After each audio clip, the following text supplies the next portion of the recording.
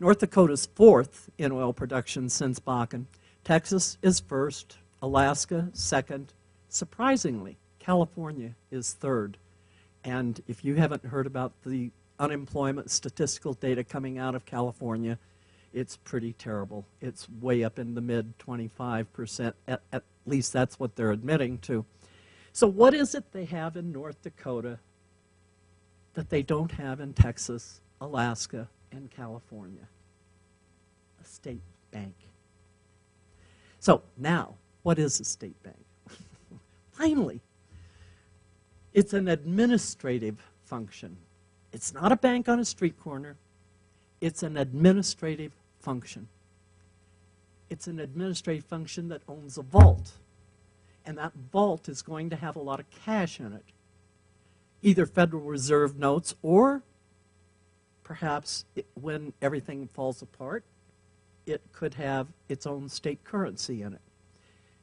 The fact of the matter is you can't have a state currency without a state bank, but we'll get to that in a minute. The vault holds the state's money. Every state collects taxes and fees, but only North Dakota can keep it in state because it owns its own bank that owns its own vault.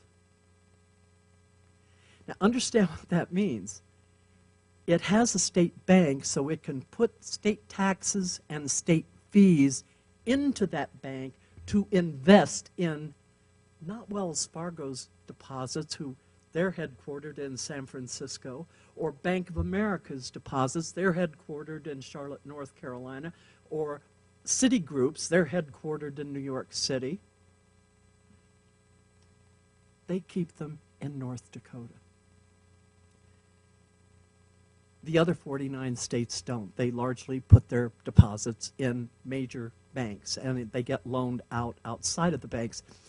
As an administrator, the bank grants charters to state banks saying, okay, you can, okay, you can't, depending on the quality of the investors in the bank, depending on the quality of the loan policies and controls that they have. The point is, the banks that the people and businesses continue to do business with are owned just as they are now by independent investors. But now, instead of being licensed by the comptroller of the currency, and instead of being totally governed, the new legislation makes it possible for the Federal Reserve to govern anything that turns over $1 on any day. But the fact is, they aren't tied to the Federal Reserve should the Federal Reserve fail. And that's one of the biggest reasons. If the financial system fails, what are your national banks going to be able to do? Fail with the federal system, because that's the system the national banks are tied to. Okay. So it administers things. The state bank administers things. How am I on time? Okay, thank you. Okay, thank you. It administers things. It doesn't run the banks on Main Street. That's the big message. As I said when I started, this sounds like a socialist system. It is 180 degrees the opposite of a socialist system. It decentralizes the power base in Washington of the Federal Reserve System and New York. The other thing that it does, a state bank acts as a correspondent bank for its chartered members. Do you all know what a correspondent bank is? Anybody? Okay. If I'm a small bank and I'm sitting on Main Street in Alamosa, and a company comes and they say, God, I really like Alamosa. I want to build a company here, and I need this much money. And because this is, you know, not Denver or Colorado Springs, it doesn't have the money. So what happens now is that bank, that little bank, has to go to Wells Fargo or Bank of America or one of the other too big to jail guys and get and offer this loan, you know, to them to participate. They become then a correspondent bank. With a state bank, instead of going to these big banks, they go to the state bank. And the state decides, is this the best for the economy? And so on. The decisions are made on the basis of the state, the welfare of the state, and the people, and the economy of the state. Okay. Does that make it clear what a correspondent bank is? They share loans, they also dictate some terms, they get paid for it, and so on. So here's an organizational chart for a state bank. Now, in North Dakota, that chart over, you know, you have the governor up at the top. And I understand sometimes you have lousy governors, just like you have lousy presidents. But let me tell you what, it's a whole lot easier, I don't care what state you live in, to get on a bus and go to the state capitol than it is to get on an airplane and go to Washington, D.C. if you have somebody who's doing something out of line. But other states have other economic strengths. In North Dakota, the advisory board is made up of the state treasurer. This is the economic advisory board. The state treasurer, the head of the agriculture department, and others who represent the economic objectives of the state, like agriculture, oil, gas, technology. And these are the stated objectives, economic objectives of the state of North Dakota. Now, other states have other economic strengths they would want represented on that advisory board. Agriculture, gas, uranium, oil, shale, tourism in Colorado, perhaps coal in Utah, or timber in Washington. In other words, it allows you to gain advantage to your state economy for your natural resources. If that makes sense to everybody. Now, that middle group on the chart is the financial advisory group, and they're the bankers. They are not politicians. And by the way, I have checked and checked and checked. This bank is not a political toy. It is not a general mini Federal Reserve. This bank functions for the benefit of the people of North Dakota, and largely because of the makeup of these committees. They are like this. The economic advisory group says, okay, here's where we need to create and support business growth. Agriculture, and they get together with this middle group, that's the loan, and say, okay, what kind of loan policies do we need to be more supportive of the kind of agriculture that we have in North Dakota, like we have winter wheat in Colorado? Well, they don't have that anyplace else, so it's kind of hard on bank credit sometime to deal with that. This lets you deal with the specific issues of your state, and that gets back to the decentralization process. Okay, so what does a state bank do that makes such a huge impact? Well, I've kind of covered it, but more specifically, keeping in state the tax and fee income the state receives rather than having them deposited in a large money center bank. And the state bank gives a portion of its profits to the Treasury, which then allows the Treasury to reduce taxes and support the education system and so on by increasing personal income, retail sales. And it's a spin-off effect. And the other 49 states, we deposit our money in those large banks.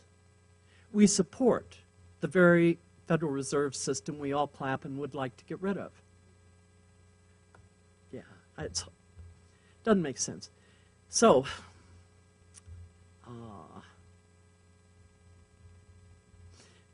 one thing for sure, by the way, the big banks don't pay any part of their profit to the state. They do pay taxes if they can't find a loophole for it. But it has been estimated that because of this one thing, keeping your tax dollars and your fees within the state, one thing can turn the entire economy in a state around within 1 year. And there have been estimates as high as a 600% ratio of variance between what you have now and what you can have if you keep those state taxes and fees within the state. You know, to my libertarian friends, I know you all hate the idea of anybody having any control over this kind of a system. But the fact of the matter is, you have to have a managed financial system for a variety of reasons. Do we need to pay attention to what's going on? You bet we do. Fact of the matter is, if we as citizens had, back in 1913 and thereafter, paid attention to what the Federal Reserve System was doing with these little tiny incremental steps leading us to destruction, we wouldn't be where we are right now. We have some responsibility to bear for this too. You know, allowing or enabling isn't the best way in the world to create a strong system. But without an organized system of finance to replace a failed federal system, should the federal system fail, economic chaos is going to occur if there is no state banking system. And now I want to get to the critical nature of why this is important.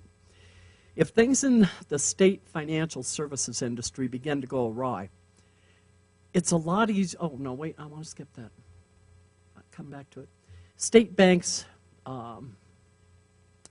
deal, oh yeah, the two key, I said I'd get to these. Oh, come on, Marilyn. Oh, it's awful to get old. Don't get old. Currency, state currency, and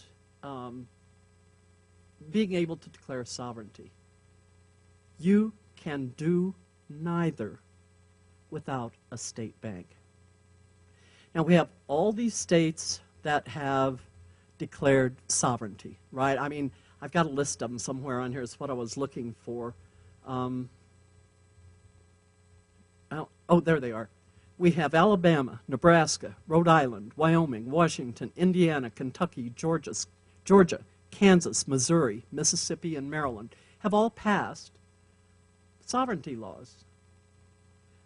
To be sovereign, two things have to occur. You have to have de jure and de facto.